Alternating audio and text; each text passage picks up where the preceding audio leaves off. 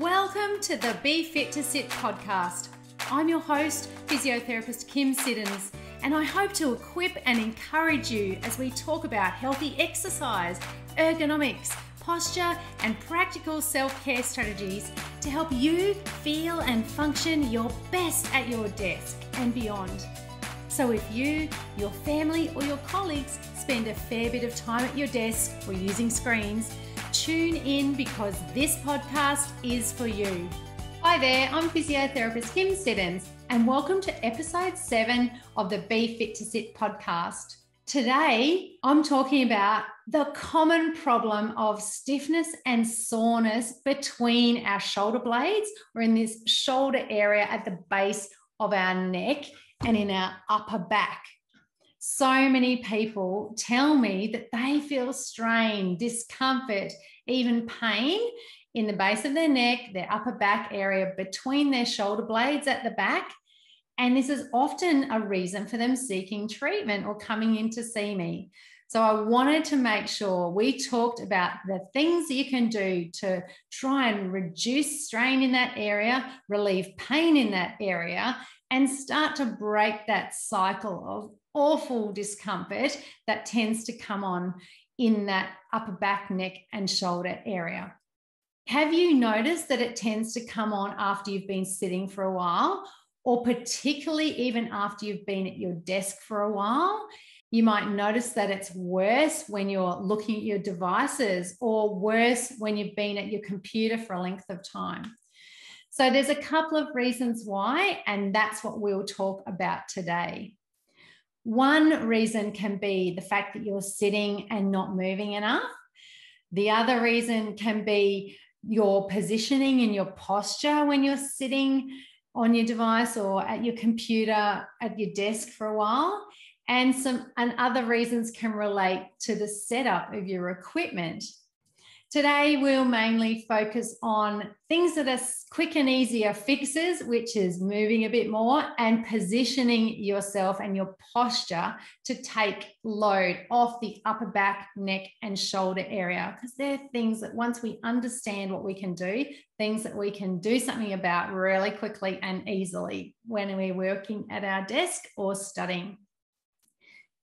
Firstly, I want you to understand that we get strain in that area from build-up, cumulative load on our ligaments, cumulative load on our muscles, the strain that comes on over time. Very rarely do people say, oh, this is a one-off thing and it just happened and I will deal with it quickly and it goes away. Most people have felt build-up of tension, build-up of tightness. They might notice knots in their neck that are a bit tender to touch. They might notice areas that tend to get painful in one side more than the other, but it tends to have come on over a length of time. And then all of a sudden they notice it's really hard for them to get rid of. So it's usually related to then a position that we've been in for a long time or repeatedly, or a setup that we've been in that's not quite right, but we've been using it repeatedly, or a way we've been holding our device that's not great for us. So it's usually something we need to be really good at addressing regularly. Something that's taken a while to build up needs you to keep being persistent and keep addressing on a daily basis, on a day-to-day basis, and even within each day, keep working at it so that you can gradually break that cycle of excessive load, break that cycle of discomfort that our brains start to be really wired up and ramped up about. So we need to take these things on board that I'm going to speak about today and go on a journey of really correcting ourselves, using the little tips in terms of exercises that we'll talk about and stretches, and do them often and do them just a little bit, but really regularly, so that you can start to rewire those pathways of discomfort that our brain starts to be thinking is our norm.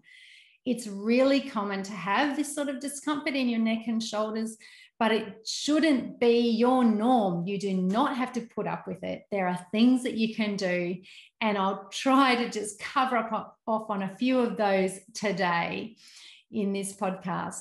So have a feel, firstly, of how you are sitting if you're sitting at the moment. Or maybe think about how you typically sit when you get this pain, if you've noticed it's coming on at your desk. So what often happens, and people will often be able to tell me, oh, I've got terrible posture, I hunch when I sit at my desk. And so, yes, of course, that cumulative strain, that inability to sort of resist gravity leads to us being in a position that puts strain on the upper back, neck, and shoulder area. So one of the biggest contributing factors to tension in the upper back, neck, and shoulder area can be what happens when we tend to sit in a hunched posture. Now, you might have listened to episode 6, and if you haven't already listened to episode 6, we started to talk about the fact that it really matters where our pelvis is in terms of sitting, because if our pelvis is tucked under, it sets our spine up to be more slouched. So have a feel, if you're sitting at the moment, of your hands on your hips, and then feel what happens when you tuck your tailbone under. Your low back then presses back into the chair. If you're sitting on a chair with a backrest, you'll feel your low back bulge, and then the rest of your spine ends up being in a slouch, or in a C curve, with your upper back slouched forwards, your head and neck forwards of your shoulders. And that is the typical hunched position. So it all starts at your low back and hips. That's where we will need to start addressing the strain in our upper back, neck, and shoulders, because we can't really easily sit up and take load off that area if our pelvis is still tucked under. So step one of trying to take load off your upper back, neck, and shoulders is actually to wiggle your bottom back in the chair and wedge your bottom bones back when you're sitting, so that you can have a little hollow in your low back and set yourself up in a, for want of a better term, upright position. But it's actually a nice S curve, so that you can have the weight of your head balanced over your shoulders, balanced over your hips when you sit. And preferably, if you're going to be sitting for any length of time, you would have a comfy backrest that you can then use and rest your back on, so that your low back and hips are supported, your upper back is more supported, and you've taken the weight off your upper back, neck, and shoulder position. So to recap, you have wiggled your bottom back in the chair, you have leaned back on your backrest, and instantly that starts to reverse the slouch that leads to so much strain on our upper back, neck, and shoulders. I'm going to talk for just a second about the importance of getting rid of the slouch. So I typically see so many people when I go into an office where their tailbone is tucked under or the pelvis tucked under, they're in that slouched position and their head is more forward than their shoulders. This is a problem because it really increases the load and the strain on the upper neck, back, and shoulder area. And we need, if you're getting pain and if you want to prevent pain and discomfort in that area, you need to easily be able to reverse that, to take the load off it. I'll often, and particularly when I'm in classes talking to kids, get them to think about an analogy with bowling. Most of us have been 10-pin bowling, and those 10-pin bowling balls are really quite heavy.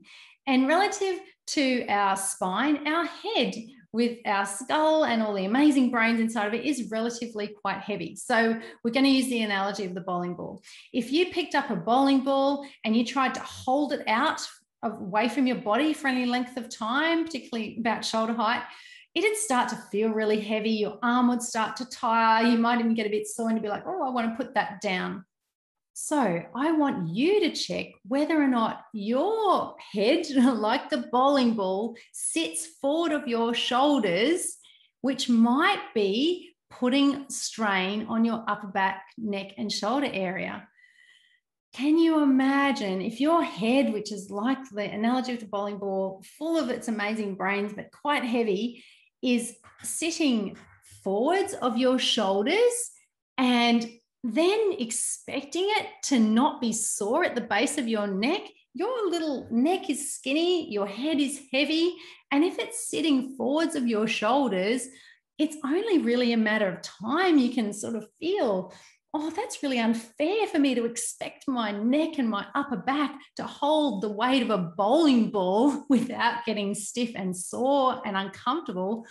I want to help my neck and I want to take the weight of the bowling ball back off the top of my spine, off the top of my head, and balance it more nicely so it's much less strain for my neck to hold that up. And that just takes so much weight off that upper back, neck, and shoulder blade area. It's amazing.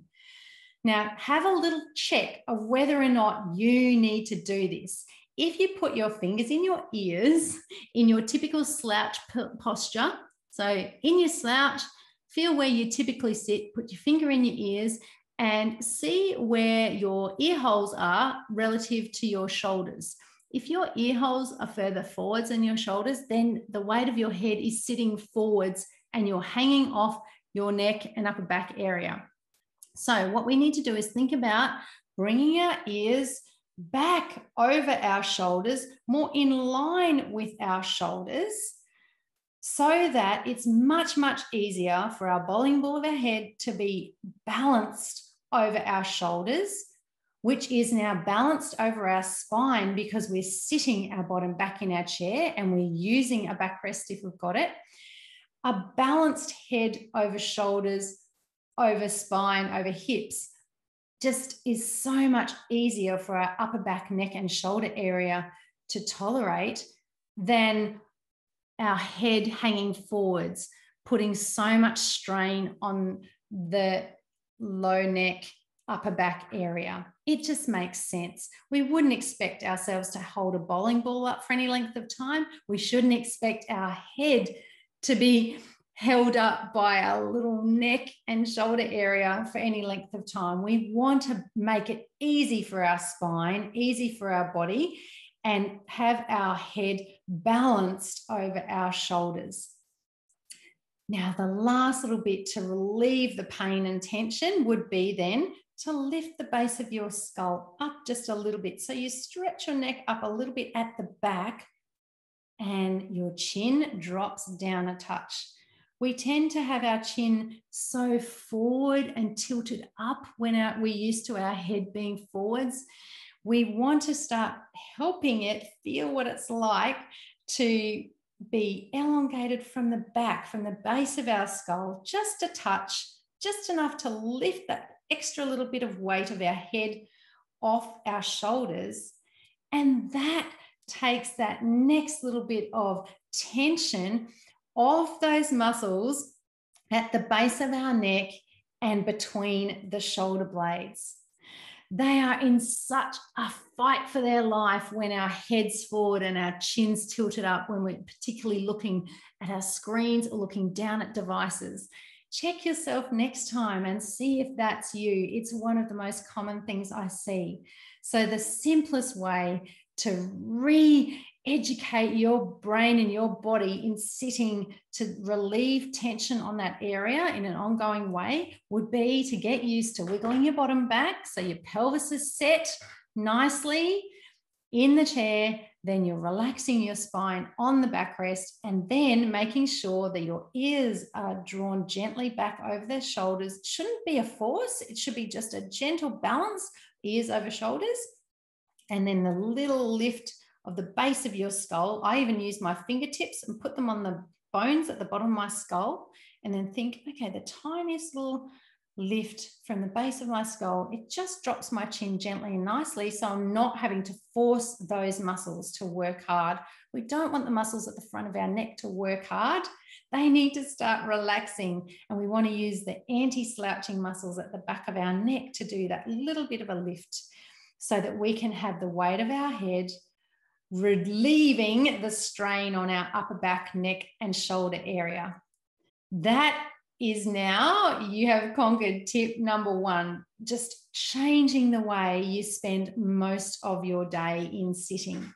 You will need to keep at yourself because it's not an easy habit to break. It's a journey. You'll have to keep catching yourself out, slouched again, and re-jigging yourself in your chair and re-working your spine so that you've got your weight of your head over your shoulders all throughout your day, day after day, until it becomes more second nature to you. Now, you'll probably find then that you also have to bring yourself in closer to your desk so that you are more inclined to use the back of your chair and your backrest, whatever that looks like, and make sure that it's easy. It should be pretty strain-free for you to do that. If you've got questions about that, make sure you reach out to me because I can help you work out how best to do that for yourself. And we won't go into the ergonomic setup today, but obviously having a really healthy ergonomic setup makes that even more, or facilitates that even more easily with less strain on your body.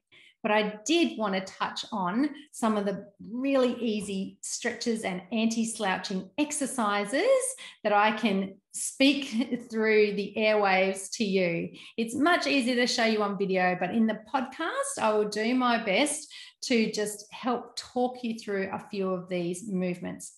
Now, we said before that cumulative strain of not moving enough and regularly enough is one of the leading contributors to tension and tightness in this area. So we've talked about posture. Now we're going to talk about the fact that we need to move more, and we need to move well, and we need to switch on anti-slouching muscles to get ourselves out of that mode of tension, shoulders forward, and tightness across the back. So one of the easiest ways to move is just to twist your shoulders back and forth, twisting through your upper trunk to break the rigidness that we tend to be in when we've been sitting at our desk. We might be writing, typing, or we might even be looking down at our phone on our devices, and that's brought on that tension. So once we've corrected our posture, you could even correct your posture in standing, and then if you're feeling pain and soreness in standing, and then you can just quickly and easily twist your shoulders back and forth to loosen up. Once you've done that, start to move your arms back and forth with it, almost like a punch forwards and backwards, so that you're adding a little bit more rotation into that upper back, neck and shoulder area. And once you've warmed up and you've got a bit more rotation going, you can reach forward with either arm and draw back with the opposite one, so that you're doing almost like an alternating row with each arm. And I want you to feel at the front your chest opening, and on one side, so you're twisting to one side, your chest is opening up. And then when you twist the other way, I want you to feel your shoulder blades at the back working. So you're opening up your chest, and then you're drawing back with your shoulder blades as you go from side to side, twisting your shoulders and twisting your arms, so punching forwards one at a time, or rowing gently one at a time if you're not wanting to do it too vigorously. So feel the muscles at the back of your shoulder blade coming back together on one side. So your shoulder blade is drawing back towards your spine as you bring your elbow back behind you. So when you do that one arm row, you're drawing your elbow back and your shoulder blade is coming back on that side, and you should feel your shoulder blade coming back, and it's using the shoulder blade muscles to get some movement into that area that gets so stiff and sore. One of the biggest factors to reducing pain and strain in the upper back, neck and shoulder area is to use those anti-slouching muscles. They are pain relieving muscles, and when we switch them on, it's a really big help in terms of getting not only strength and endurance for sitting, so that we sit up against gravity and have more endurance to sit in that nice balanced posture with load off our upper back, neck and shoulders. So it's improving the endurance, but it's also helping pain relief stimulation. So we're using the muscles that tend to send great messages to our brain that encourage them to work and encourage them to dampen down the sensitivity and dampen down the pain messages that they're sending to our brain. So doing that twisting of your shoulders and then adding in some arm movement with a row once you've warmed up, you should feel that your chest is more open and flexible at the front. So that reverses the slouching effect. And you've started to use the shoulder blade muscles at the back to do some anti-slouching exercise, which straight away starts to stimulate some pain relief and reduce the stiffness and soreness and improve your posture and reduce the slouch. So that's why that's one of my quickest and easiest exercises that you can do. And if you're driving, you can keep your hands on the wheel and just twist your shoulders side to side without the arm movement. And that's a great way to help sort of keep that movement going when you're stuck in any position. You might even do it when you're just sitting in a meeting, gently twist your shoulders side to side and hope that nobody notices. But it starts to get your trunk moving. We just want to promote more movement and less being stuck in a rigid position, a rigid posture, which is what fires off the pain response and the tension in the muscles and pain in the ligaments and the joints. Little bit of movement very often makes such a big difference. You will have heard me say that before, and I'll keep going on about it because it really is something that once we start to do the little movements often, we will start to reap the benefits. But because, as we spoke about earlier, it's something that comes on over time, we need to be consistent and need to be keeping encouraging ourselves to do this movement all throughout our day, every day. So this week, I want you to start using those anti-slouching muscles by moving your shoulders back and forth, getting your arms involved if you can. You can do it as low as you like and even move up as high as you like, depending on how flexible your shoulders are. But we want to do it within pain limits, but keep at it a little bit often, whatever you can manage. There are, of course, so many other exercises and stretches that are great for that area. And we will be going through some of those very soon. In May, I'm running a Be Fit to Sit 5-day challenge where every day you'll be able to join me in a Facebook group for free, where we will go through a really awesome exercise and little tip for the day that will help relieve pain and strain and energize your body at your desk. I really want to set people up to finish this first half of the year well, with less strain, less pain, less drain at their desk. So I've decided to run a 5-day free challenge where we can just come together and start to develop healthier habits for awesome stretches and exercises we can do at our desk to target the pain relieving muscles and posture enhancing muscles. So feel free to jump on the show notes, head to my website and join in with that. Before we finish off on the little chat about reducing strain on our neck and shoulders, I want you to make sure that you are helping yourself out by not craning your head towards a screen if you're using it or a device if you're using it. So that might be a time where you tend to notice that you lose that nice balance of your head over your shoulders, and all of a sudden you start peering your neck more forwards towards the screen, or peering your neck more down, looking heaps more down, and you notice your head's forward when you're looking at your device.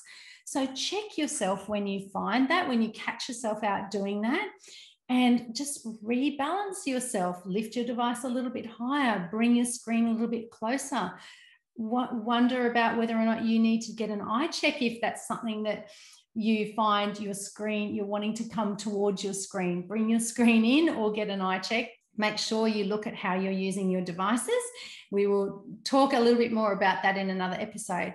But the screen is definitely something that we tend to gravitate towards, and we need to be aware of just rejigging ourselves all the time so that we're not succumbing to the temptation of coming forwards towards our screen. Our body should be in charge. We should have our head balanced over our shoulders, and we can just look down. We don't have to have our head down looking over our device, or we can just look straight ahead at our screen, not have our head towards our screen. The other thing that can really put strain on our neck and shoulder area is using our mouse. So if you've noticed that your neck and shoulder pain is more on the side of your arm that you use for writing or for mousing, then have a think about how you are using that mouse. Is it gravitating right away from you so that your shoulder is coming forwards and you're reaching forwards and away from your body with the mouse? See if you can bring the mouse in nice and close so that you can keep your back in contact with the chair and your mouse just within that nice little comfort zone, happy in front of your shoulder, right near your keyboard, not gliding away from you. And you don't want to be reaching forward and away from your body to a mouse. That can put a lot of strain on the upper back, neck and shoulder area because your shoulder is too far forwards. We want your shoulders over your hips, remember. So think about that. And also, same applies for when you're writing. You don't want to be crouched, slunched forwards with one arm and one shoulder really forwards when you're writing. Try and be a little bit more upright. Try and be a little bit more balanced and just look down rather than slouch down over something you're writing on. I really hope those little tips have helped you understand a bit more about strain on your upper back, neck and shoulder area, and that you've got started with a few little hints of things that you can do to help yourself avoid that cycle of discomfort and soreness that can really nag people. There are so many more things we could talk about, but they are the biggest things that I tend to see that are easy to address and that you can go on and start putting into place this week to try and break the cycle for you so you feel and function your best at your desk. Now, don't forget to join up the 5-day Be Fit to Sit challenge. Head to my website to do that, www.kymsiddonsphysio.com.au, because I can't wait to encourage you and share more of what I've got in store for you to help you feel amazing leading towards the end of this first half of 2021. Have a great week, and I'll be back in your ears soon with another episode of the Be Fit to Sit podcast. Bye for now.